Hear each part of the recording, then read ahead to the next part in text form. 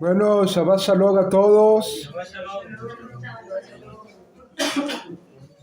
Qué bueno estar todos juntos en armonía en este día de Shabbat. Damos la bienvenida a una familia que nos está visitando. Pueda sentirse a gusto con nosotros y que la bendición del Altísimo sea sobre sus vidas.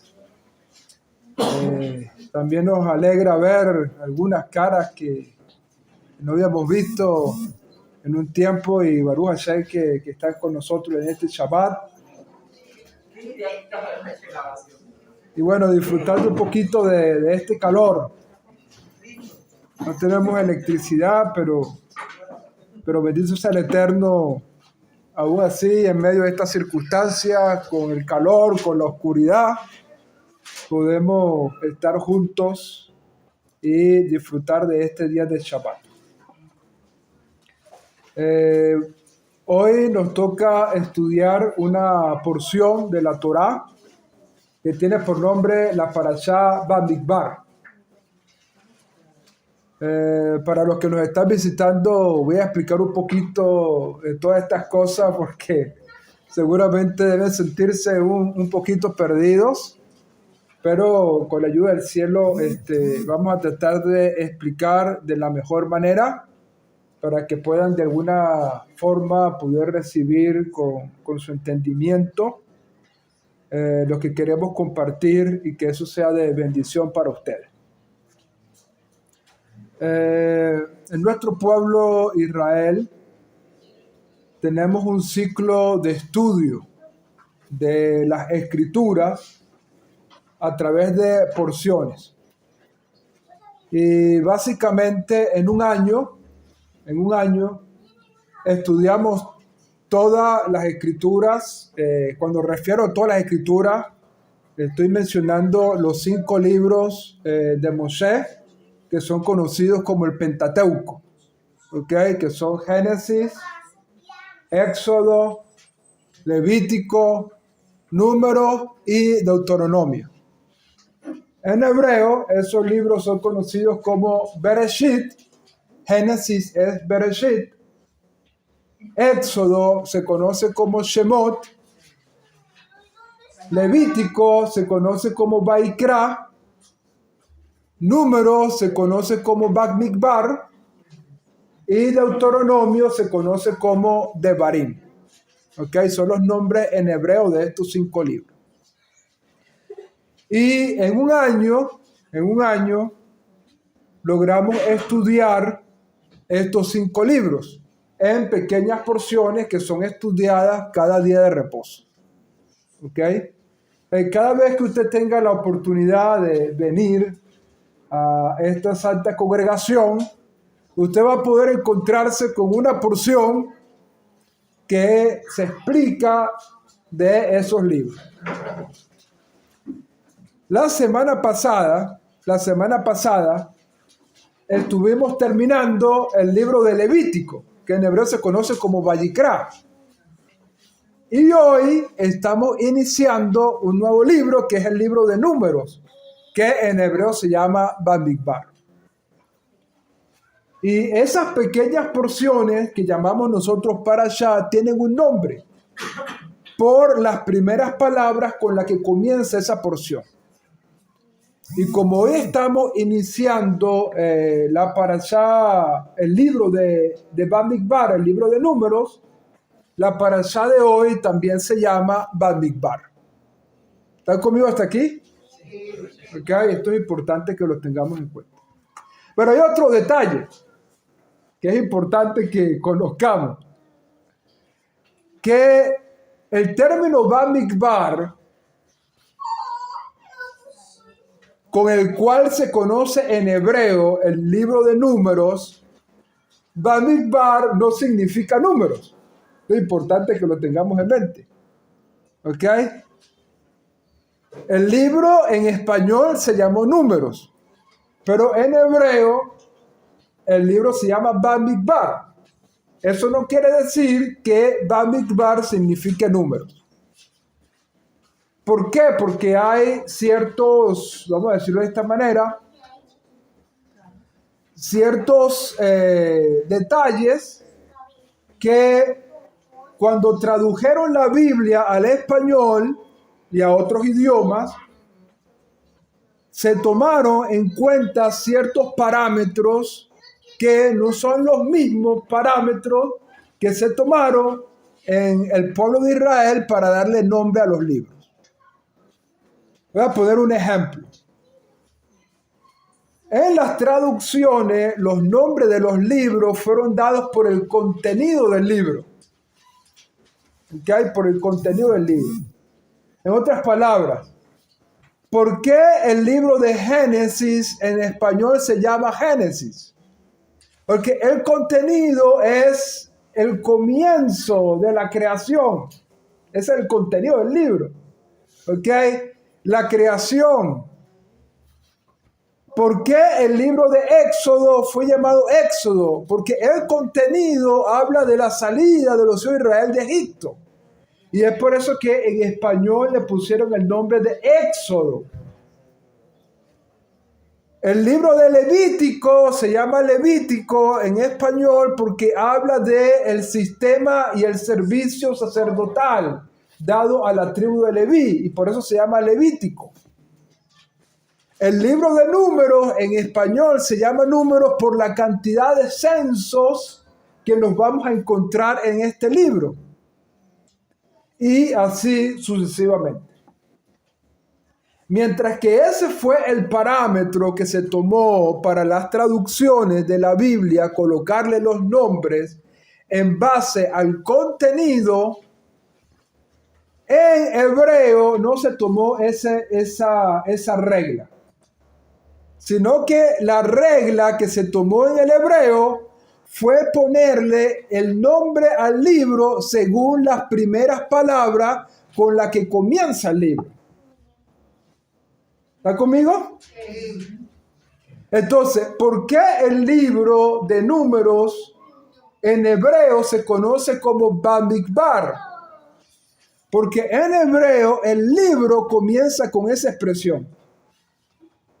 Voy a leer un poquito en hebreo y vamos a encontrar la palabra Bamidbar. Dice, Vaidaber Adonai el Moshe Bamidbar Sinai. Ahí está la palabra Bamidbar. Como en las primeras palabras del libro aparece la palabra Bamidbar, el libro se llama Bamidbar. Ahora, la gran pregunta es, ¿qué significa Bamidbar? Porque sabemos que Bamidbar no significa número. Entonces, si Bamidbar no significa número, ¿qué significa Bamidbar? Esa es la gran pregunta. Bueno, Bamidbar significa en el desierto. Eso es lo que significa Bamidbar, en el desierto. La expresión ba es la conjunción en, junto con el artículo definido el. Cuando decimos en hebreo ba, estamos diciendo en él. Y midbar es desierto. Entonces, Bamidbar significa en el desierto. Y ese es el nombre del libro que estamos iniciando en esta oportunidad. Ahora, el libro habla de censos. El libro habla de una cantidad de censos que se hacen para contar al pueblo de Israel. De hecho, comienza con un censo. Y de aquí surge una pregunta importante. ¿Por qué la importancia de un censo? ¿Cuál es el propósito de los censos en las Escrituras? ¿Por qué censamos? ¿Por qué contamos a las personas?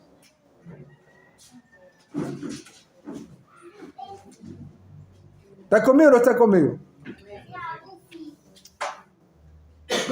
Y Lo contradictorio es, a su vez, que desde el punto de vista de las Escrituras, a los hijos de Israel no se pueden contar. De hecho, uno de los profetas dice que los hijos de Israel son como la arena del mar, que no se puede medir ni contar. Entonces, si los hijos de Israel son como la arena del mar, que no se pueden medir ni contar, ¿por qué en este libro nos encontramos una cantidad de censos donde se cuenta a los hijos de Israel? ¿Está conmigo o no está conmigo? ¿Cuál es el propósito de los censos? Es la pregunta. ¿Cuál es la razón por la cual los censos se hacen si los hijos de Israel no se puede medir ni contar? Para ir aclarando esta respuesta, los hijos de Israel no se pueden contar directamente.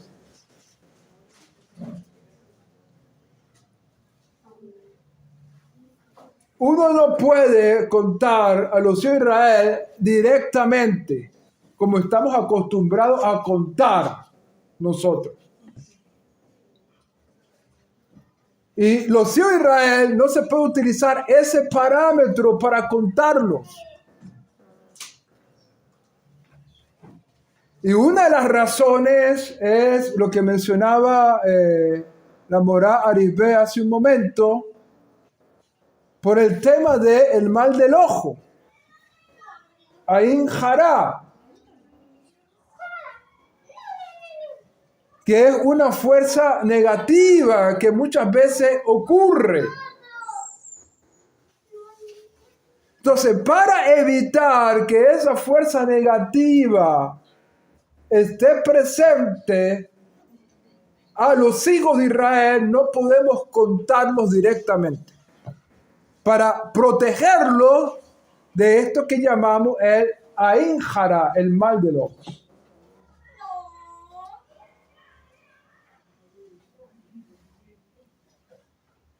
Aunque no es el propósito de esta enseñanza hablar sobre el tema del Ain Hará, lo hablaremos en otra ocasión, tenemos que entender que en lo espiritual eso ocurre. Precisamente por aspectos que nos mencionaba hace un momento la Morá Arizbe, temas como por ejemplo la envidia, temas como por ejemplo los malos deseos, son cosas que activan ciertas cosas espiritualmente. ¿Okay? Y eso es lo que llamamos Ain Hará.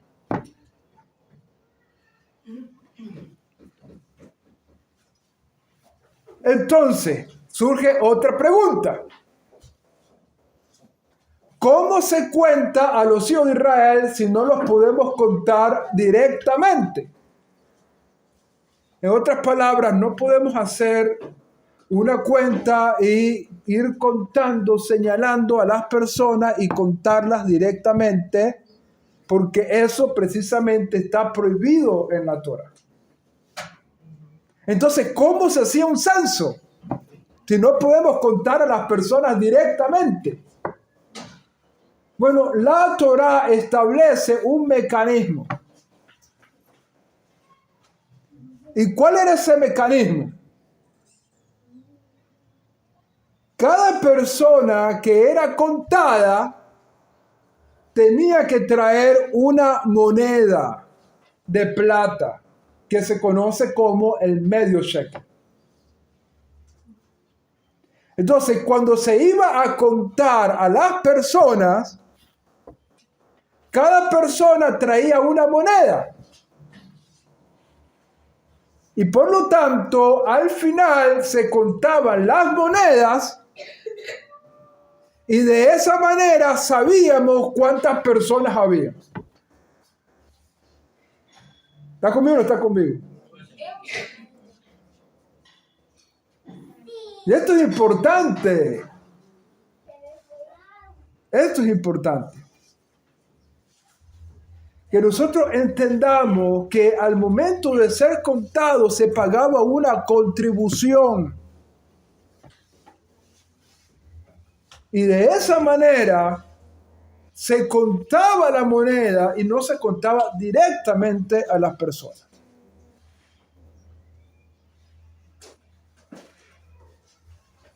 Entonces, ¿cuántos queremos ser contados?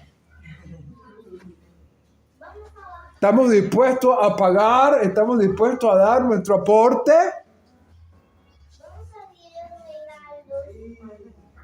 A veces no nos gusta.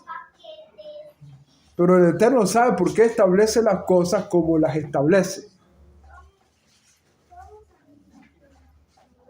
Así que bueno, Baruch Hashem por esto. Pero son aspectos importantes que tenemos que ir conociendo. Ahora, quiero compartirte en el día de hoy algunos principios fundamentales que están detrás de los censos. ¿Por qué razón Hashem contó a los hijos de Israel, y no solamente una vez, sino en varias ocasiones? Por ejemplo, cuando la Torá nos dice que salieron de Egipto 600,000 almas, es porque tuvo que haber previamente un conteo. ¿Sí o no?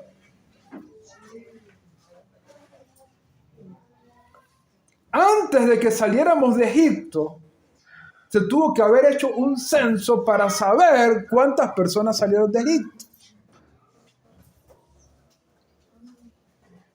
Y cuando leemos el libro de Números, mira cómo comienza el texto. El primer día del mes, del segundo mes, al segundo año de haber salido los hijos de Israel de Egipto, el Eterno le habló a Moshe diciendo: censa, cuenta a los hijos de Israel. Ahora, yo voy a hacer una pregunta acá.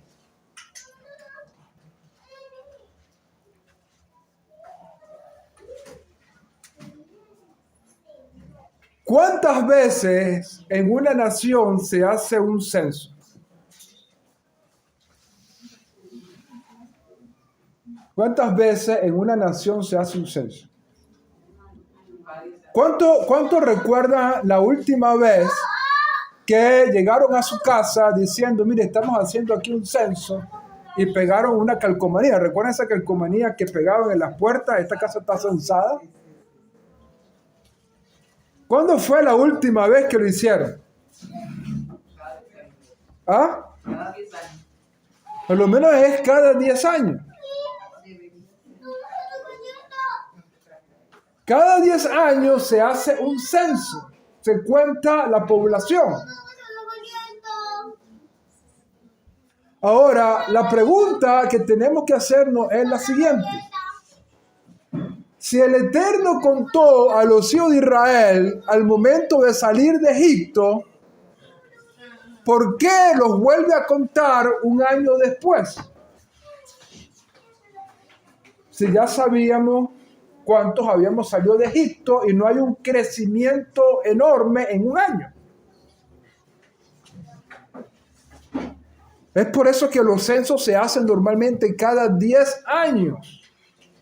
Porque cada 10 años es que podemos considerar un cambio real en la población.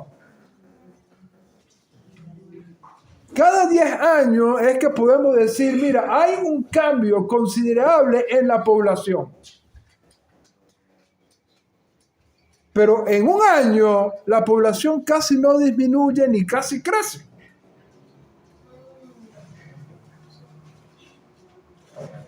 Entonces tenemos que entender que desde el punto de vista de la Escritura, al hablarnos del censo, en esta parashá hay un propósito mayor.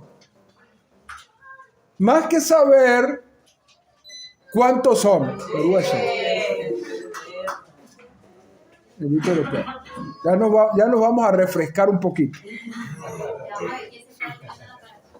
Y vamos a ver, ya les dieron un cafecito para que no se duerman.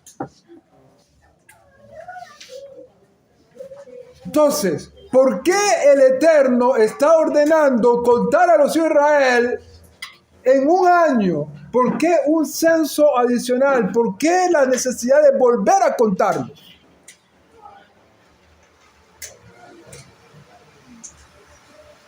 Una de las respuestas que se nos dan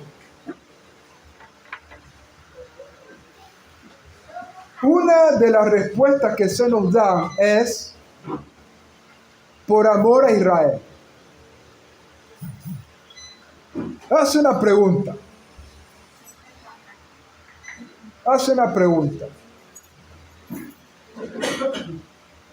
¿Cuántos de los que están acá no se han encontrado en una oportunidad de que algo que aman mucho lo cuentan constantemente? A lo mejor tienes un dinero ahorradito, lo tienes guardado bajo el colchón y cada cierto tiempo metes la mano bajo el colchón, sacas el dinerito y lo cuentas. Lo cuentas ahí y lo guardas. Y después, como a la hora, otra vez lo quieres contar. Pero ya sabes cuánto hay. Pero ¿por qué lo vuelves a contar si ya sabes cuánto hay? ¿Qué es lo que está expresándose en ti cuando lo cuentas y lo vuelves a contar y lo guardas y al rato lo vuelves a contar? ¿Qué estás expresando?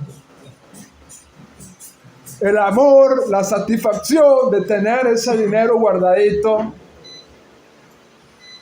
Eso es lo que estás manifestando. ¿Estás conmigo o no estás conmigo?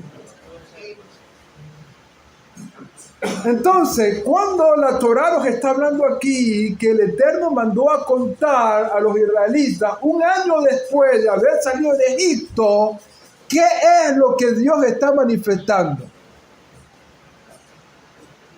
Su amor por Israel. Él sabe cuántos hay. El Eterno no tiene necesidad de saber, no tiene necesidad de contarlo para saber cuántos hay. Pero la razón por la cual la cuenta es para expresar el amor que Dios siente por cada uno de nosotros. ¿Está conmigo o no está conmigo? Este es un aspecto importante que tenemos que entender. Una de las lecciones importantes de esta parashá es que cada uno de nosotros somos amados y valiosos por Dios. Cada uno de nosotros es tomado en cuenta por Hashem. Somos el mayor tesoro que Él tiene. Y por lo tanto Dios se siente orgulloso de cada uno de nosotros. Dígale que está a su lado. Dios se siente orgulloso de ti. Y esto es importante que nosotros lo entendamos, porque muchas veces no nos sentimos valerosos. Muchas veces no nos sentimos apreciados ni amados.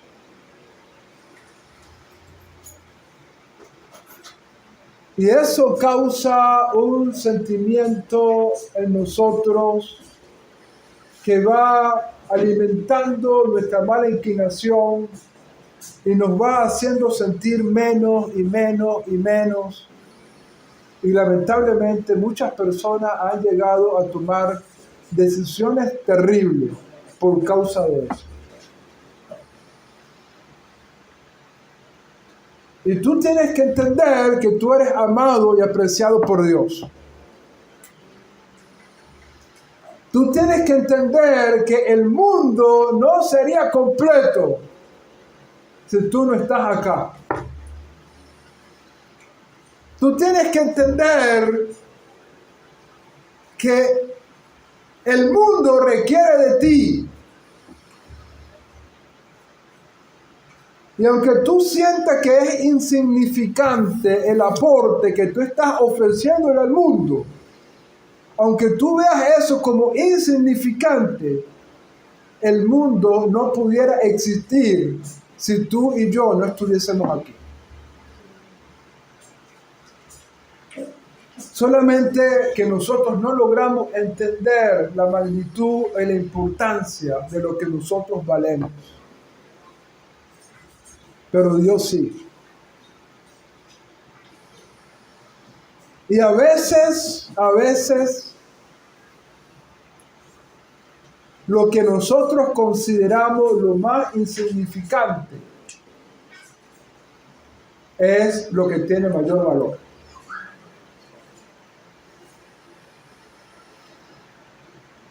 ¿Estás conmigo o no estás conmigo?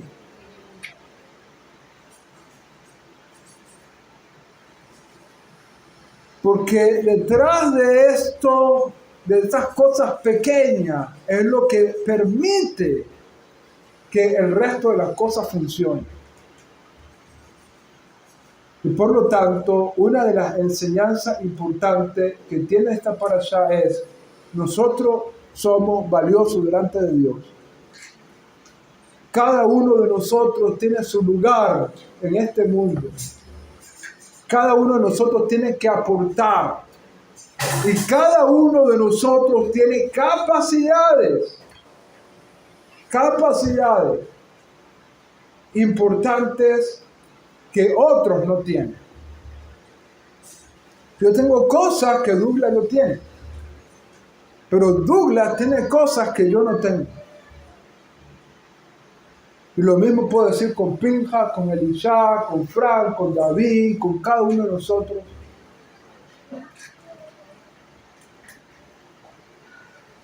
Hay cosas que yo tengo que ustedes no tienen. Pero hay cosas que ustedes tienen que yo no tengo. Y juntos hacemos una gran diferencia. Y de eso vamos a hablar un poquito más adelante. ¿Está conmigo o no está conmigo? Entonces, el primer punto es: ¿por qué el censo? Por el amor que Dios tiene por los hijos de Israel. Segundo lugar, segunda premisa fundamental. ¿Por qué un censo? ¿Por qué un censo? Cuando nosotros vemos el propósito del censo, nos damos cuenta que detrás del censo hay un principio de organización. Organización. ¿Y cuántos han escuchado la frase que dice: Dios es un Dios de orden? Bueno, eso no es simplemente una frase, eso es una realidad. De hecho, el orden es una cualidad, una disciplina que tenemos que desarrollar cada uno de nosotros. Porque si tú fuiste hecho a imagen de Dios, así como Dios es ordenado, tú tienes que aprender también a ser ordenado. Y por lo tanto, cuando hay desorden en nuestras vidas, hay algo que no está funcionando correctamente en nosotros conforme al plan y al diseño de Dios. Porque Dios es un Dios de orden. Y si yo soy desordenado, entonces hay un desajuste allí. Porque si yo soy hecho a su imagen, yo tengo que ser como Él es. Y de esto hemos hablado en varias ocasiones. ¿Okay? El hombre fue hecho a imagen de Dios, Pero el pecado, la desobediencia, dañó esa imagen en nosotros. Y por lo tanto, nosotros tenemos que ir restaurando esa imagen en cada uno de nosotros. Yo tengo que ir yo tengo que ir siendo más como Dios es, y para eso tengo que esforzarme. Porque si me entrego al abandono, si me entrego a esto, entonces no voy a hacer lo que Dios espera que yo sea.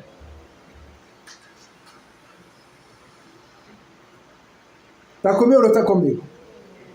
Entonces, tú tienes que ser como Dios es. Y Dios es un Dios de orden, y esta parashá nos lo demuestra.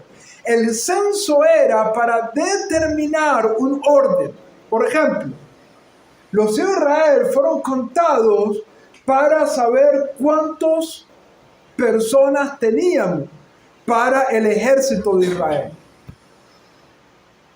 Y se hace el censo para determinar la cantidad de soldados que iba a tener el ejército de Israel. Recuérdense que íbamos en camino a la conquista de la tierra. Y para poder conquistar la tierra prometida se necesitaba un ejército. Y para saber cuántas tropas teníamos, se hizo este censo. Pero además de este censo, se hizo un censo de la cantidad de levitas.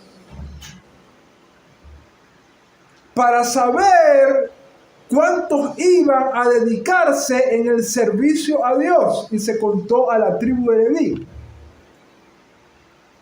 Y además de esto, se hizo un censo de levitas por familia para organizar las tareas de cada una de las familias de los levitas. Vamos a ver si leyeron la parashá. ¿Qué se le asignó a la familia de Kehat, a los Kehatitas entre la tribu de Leví? A ver, ¿quién sabe? ¿Qué se le asignó? Esa es la pregunta más fácil. ¿Qué se le asignó a la familia de Kehat en la tribu de Leví? A ver, ¿cuántos saben? Escucho un silbido por allí. Bueno, para que se lo puedan grabar. A la familia de Kehat se le asignó las cosas más santas. Ellos tenían que llevar la menorá. Ellos tenían que llevar el arca del pacto. Ellos tenían que llevar la mesa de los panes, la preposición. Cada uno de esos utensilios más sagrados era la responsabilidad de la familia de Kehat, los Kehatitas, una de las familias de Leví. La tribu de Leví estaba formada por 3 grandes familias o clanes. Kehat era una, Merari era otra y Gershón era otra. Eran las 3 grandes familias. A Kehat se le dio esto: llevar la menorá, el candelabro de oro, llevar el arca del pacto, llevar la mesa de los panes y de la preposición, llevar el altar de sacrificio. Ellos llevaban los utensilios más santos. A la familia de los Merari se les dio las tablas. Ustedes van a llevar las tablas, los zócalos, las bases. Y a la familia de Gershón se les dio las telas, porque acuérdense que el santuario eran hechos de cortinas, ¿ok? De cortinas. Y las cortinas le tocó a la familia de Gershón. Entonces, el censo era para organizar y establecer: estos van a llevar esto, estos van a llevar esto, estos van a llevar esto, etcétera, etcétera. Y entonces se daba un orden importante. Entonces, ese orden que nos muestra este censo es una cualidad importante que tú y yo tenemos que desarrollar en nuestra área. Mientras más disciplinado tú seas, mientras más organizado y ordenado tú seas, más hecho estás al conforme de Dios. Cuando tú te veas a ti mismo, mira, estoy siendo desordenado, hay algo mal. Hay algo mal. Hay algo que no está bien en mi diseño y tengo que rectificar eso. Tengo que ponerme las pilas. Y tengo que empezar a disciplinarme, a ordenarme, a organizarme para que la imagen de Dios esté presente en mi vida. ¿Está conmigo? Ahora, no es solamente el orden. Porque hay gente que es muy disciplinada, muy ordenada, pero le faltan otras cualidades. De eso hablaremos en otra ocasión, pero para poner un ejemplo, la bondad. Dios es bueno, es bondadoso. Y nosotros tenemos que ser bondadosos como Dios es bondadoso. Entonces, esa es otra cualidad importante que tenemos que desarrollar, la bondad. Y muchas veces las personas que son muy disciplinadas son muy poco bondadosas. Y las personas que son muy bondadosas muchas veces son muy poco disciplinadas. Entonces hay que hacer un balance allí. Pero de eso hablaremos en otra ocasión.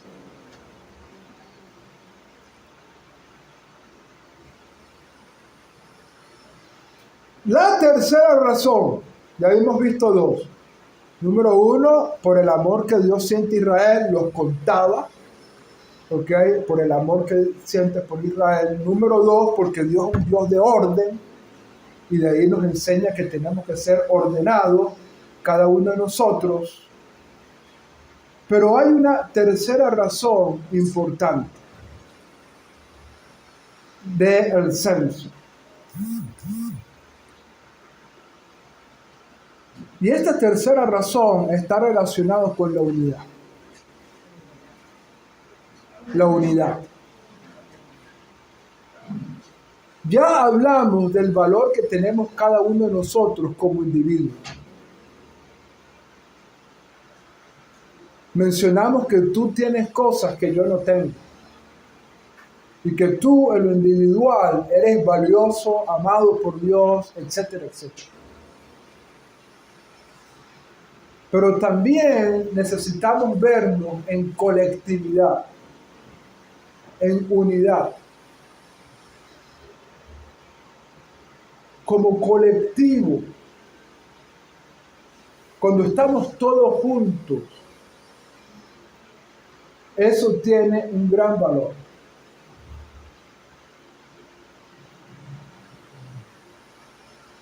Y déjenme explicar algo que es importantísimo. Un líder tiene que saber reconocer el valor de cada uno de los miembros de su grupo.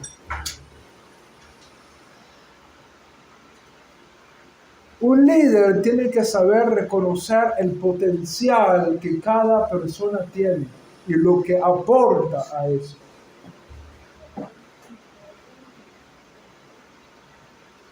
Un buen capitán, por ejemplo, es el que sabe quién es mejor para cada función en un barco. Y un líder tiene que entender que dentro de su comunidad, cada persona tiene una capacidad importante. Y que para que la congregación funcione correctamente, el líder tiene que tener la capacidad de permitir que cada persona desarrolle ese potencial que tiene. Porque cada persona en la comunidad, como dije anteriormente, tiene cosas que yo no tengo.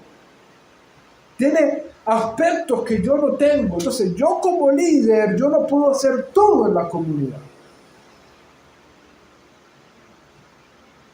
Porque si yo hago todo, me estoy haciendo un daño a mí mismo y estoy haciendo un daño a ustedes, Porque no estoy permitiendo que ustedes desarrollen las cosas que Dios ha puesto en cada uno de ustedes.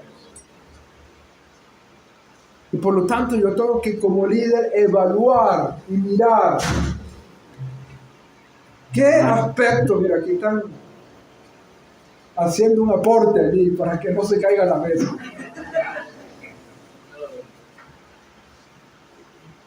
Yo tengo que reconocer qué aspecto. Aquí hay personas que son muy buenas en lo social. Y yo tengo que reconocer eso y aprovecharlo. Aprovecharlo no en una mala manera. No aprovecharme de la persona, sino aprovechar esa cualidad, ese recurso que esa persona tiene para hacer un impacto mayor como congregación. Y entendiendo lo que cada persona aporta, de esa manera la congregación se fortalece, se edifica, crece. Y esto es importante que nosotros podamos entender. Y teniendo en mente este tema de la unidad, hay algo que tenemos que entender. Mientras más personas estemos unidas y congregadas con un mismo propósito, mayor porción de la presencia de Dios hay. ¿Entiende esto? Mientras más personas seamos reunidas con un mismo propósito, mayor presencia de Dios hay en un lugar. En otras palabras, no es lo mismo que hayan 3 personas reunidas a que hayan 10. Y no es lo mismo a que hayan 10 personas reunidas a que hayan 100. Y no es lo mismo a que hayan 100 a que hayan 1000. Y así pudiéramos ir subiendo. Mientras más personas estemos reunidos en un mismo sentir, en un mismo propósito, hay mayor presencia divina.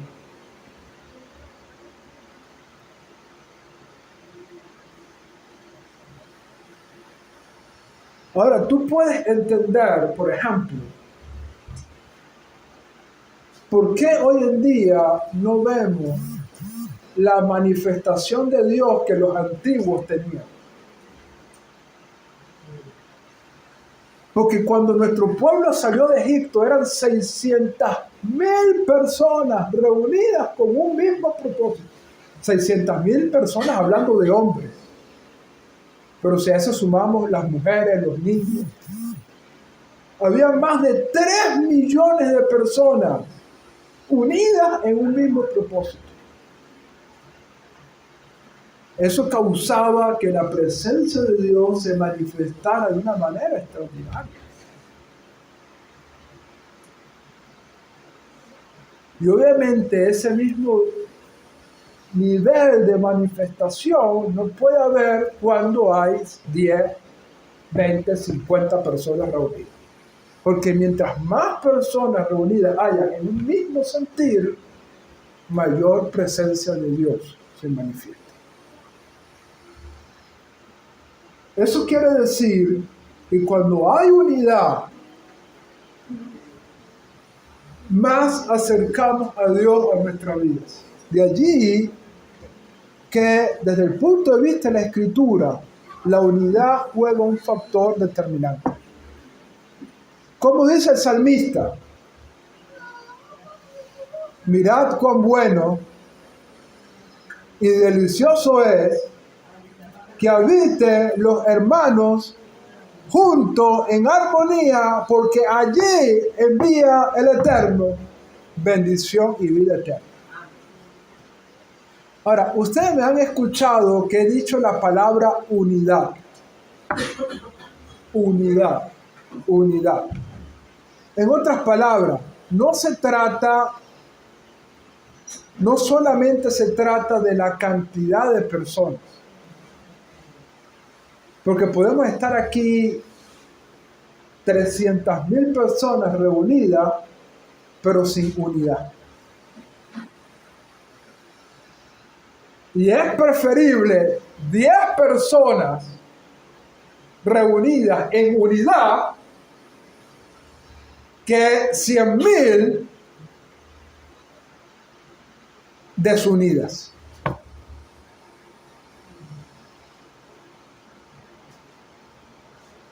Entonces, la unidad es lo que va a causar la bendición y la manifestación de la presencia de Dios. No la cantidad. La cantidad es importante, pero más importante es la unidad. Si hay 10 personas unidas, Baruch Hashem. Si hay 100 personas unidas, mejor. Si hay 1,000 personas unidas, mucho mejor. Pero si hay 1,000 personas desunidas y 10 personas unidas, preferimos las 10 personas que están unidas a las 1,000 que están desunidas. Entonces, es la unidad el factor determinante.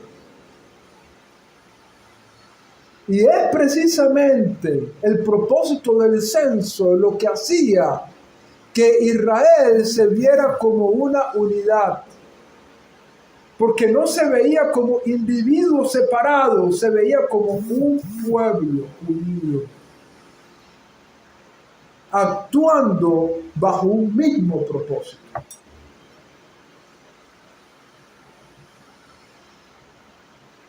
Por ejemplo, cuando yo mencionaba que las personas no eran contadas directamente, sino a través de una moneda, cada persona que daba esa contribución sabía que esa contribución tenía un propósito y no lo daba por dar. Todos se unían con el propósito de dar esa contribución porque eso tenía un propósito. Es más, ¿sabes qué se hicieron con todas esas monedas? Se hicieron las bases del tabernáculo de reunión. Esas monedas ¿cuál sería se fundieron, y con la fundición de esas monedas se hicieron las bases de lo que vino a ser el tabernáculo.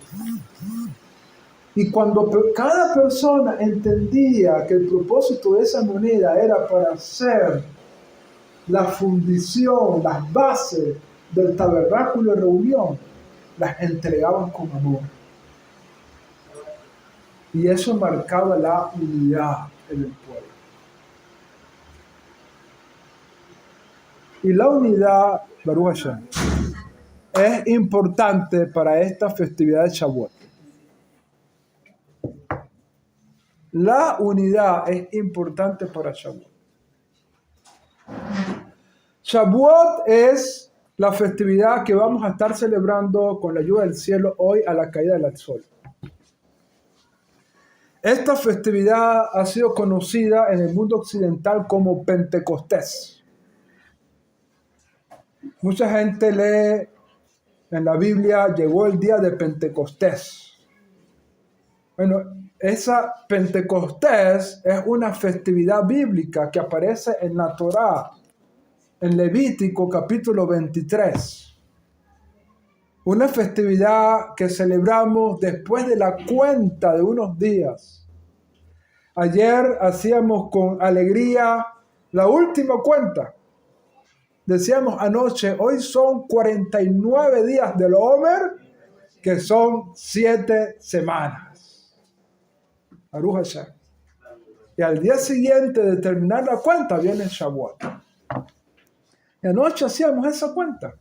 49 días del Omer, que son 7 semanas completas.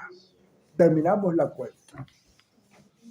De ahí que se le dio el nombre de Pentecostés. Porque ¿qué significa Pentecostés? Mucha gente no lo sabe. A pesar de que hay denominaciones cristianas que tienen el nombre pentecostal, pero no saben ni qué significa Pentecostés. ¿Qué es Pentecostés? Bueno, en griego, penta es 5. Es 5.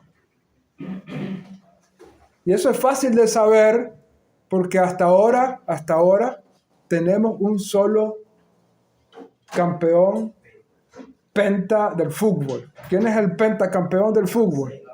Brasil, hasta ahora. Es el único que ha ganado 5 copas del mundo. Pentacampeón. Penta es 5. Pentecostés es 50. Pentecostés viene del griego 50. ¿Por qué? Por la cuenta de 49 días que hacemos los hijos de Israel desde Pesaj hasta la fiesta de Shavuot, la fiesta de las semanas. ¿Y qué es lo que marca esta fiesta de Shavuot? La unidad. Cada vez que esta festividad se ha marcado con la unidad, ha habido cosas extraordinarias en nuestro pueblo. Cosas extraordinarias. Por ejemplo, cuando estuvimos unidos frente al monte Sinaí, Israel se sintió como un solo hombre. De hecho, Éxodo capítulo 18 es la primera vez que se nombra a Israel en singular. Pero si tú lees los capítulos anteriores, hablaba en plural, los hijos de Israel salieron, los hijos de Israel marcharon. Pero cuando llegamos al monte de Sinaí, dice, Israel acampó. No dice, los hijos de Israel acamparon, dice, Israel acampó. Un solo hombre. ¿Por qué? Porque había unidad. ¿Y qué ocurrió en el monte Sinaí? Recibimos la Torá, el regalo más grande que Dios nos ha dado, nuestra sagrada Torá.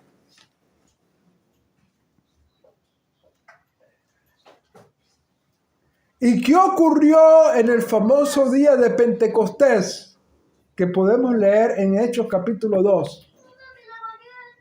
Cuando nos dice la Escritura, estaban todos unánimes juntos. Fíjate lo que dice, hace referencia a eso. Estaban todos unánimes juntos. Había unidad.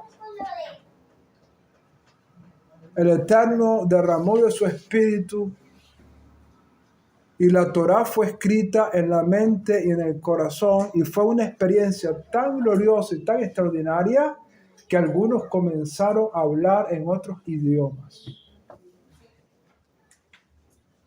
dados por el Espíritu. No por ellos, por el Espíritu. Para poder hablarle a otros judíos que venían de la diáspora de la maravilla de Dios, del Eterno, que estaba haciendo en ese momento. Cada vez que hay unidad en torno a Shavuot, ocurren cosas extraordinarias y maravillosas. Bueno, esta noche iniciamos Shavuot. Pero mañana, en la mañana, nos vamos a reunir todos a conmemorar Shavuot. Hoy en la noche cada uno recibe Shavuot en sus hogares. Pero mañana, en la mañana, ¿no? Mañana en la mañana todos estamos convocados para celebrar Shavuot unidos. Si hay unidad en nuestro espíritu, si logramos ser uno solo, aunque seamos varios, pero unidos, vamos a lograr grandes cosas y mañana será una experiencia espiritual extraordinaria para cada uno de nosotros. Hashem va a renovar espiritualmente nuestras vidas y nosotros vamos a renovar nuestro compromiso con Hashem y su Torah el día de mañana. Usted no puede faltar. Usted no puede faltar. ¿Por qué no puede faltar? Porque lo he dicho desde el comienzo de esta enseñanza. Cada uno de nosotros es importante. Cada uno de nosotros tiene propósito. Y si faltamos, entonces perdemos bendición. Mañana usted tiene una cita con Dios. Y esa es una renovación de nuestras vidas.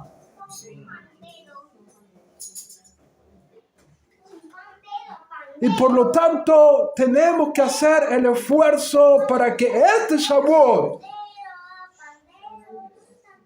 sea una renovación importante. Y especialmente después de esta pandemia que nos desgregó. Tenemos 2 años por lo menos desgregados, separados. Mañana tenemos la oportunidad de volvernos a unir. Después de 2 Shavuot que han pasado desgregados, mañana tenemos la oportunidad de unirnos para celebrar Shavuot.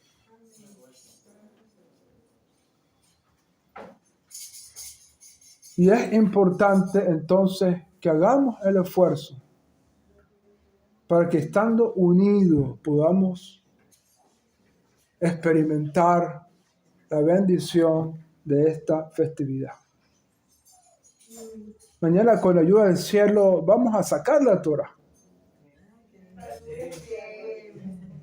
Y cada uno va a pasar frente a la Torah a renovar su compromiso espiritual, su fuerza espiritual, aceptar el dominio del cielo sobre su vida y a disfrutar de esta extraordinaria bendición. Estoy seguro que Hashem va a hacer grandes cosas en nuestras vidas en este show.